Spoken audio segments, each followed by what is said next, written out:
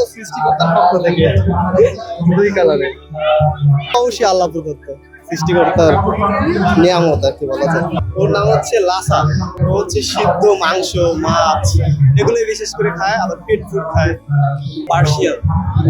আলহামদুলিল্লাহ অনেক ভালো লাগছে। বিড়ালকে নিয়ে আসলাম ওদের জন্য free treatment, vaccine, snacks, gift আছে, ফ্রি গিফট। খুবই ভালো একটা উদ্যোগ। প্লাস সরকার প্লাস ডাকসুর পক্ষ থেকে এটা কম্বাইনে দেওয়া হয়েছে, খুবই ভালো একটা উদ্যোগ। ওর নাম হচ্ছে লাসা। ও হচ্ছে সিদ্ধ মাংস, মাছ এগুলোই বিশেষ করে খায়, আবার পেট ফুড খায়। পার্সিয়াল। এই যে পেট ফুড কিনে খাওয়াইতে হয়, তারপর হচ্ছে আলাদা করে মাছ মাংস এগুলো আলাদাভাবে সিদ্ধ করে খাওয়াইতে হয়। মানুষ যেরকম রান্না করে মশলা দিয়ে খায়, এগুলো তো খায় না, এগুলো আলাদাই কিনতে হয়, আলাদাই রান্না করতে হয়। এই জন্য আলাদা আর কি খরচ বলাই যায়। নর্মাল বিড়ালও তো আমরা যা খাই, ভাত বা কাটা এগুলো দিলেও হয়, ওদের জন্য তো আলাদা কেয়ার করতে হয়, প্লাস ভ্যাকসিন দিতে হয়, যেগুলো দেশি বিড়ালের আর কি দরকার হয়। এই জন্য হচ্ছে বলা যায় আলাদা বেশি খরচ। এটা তো সৃষ্টিকর্তার পক্ষ থেকে দুই কালারে।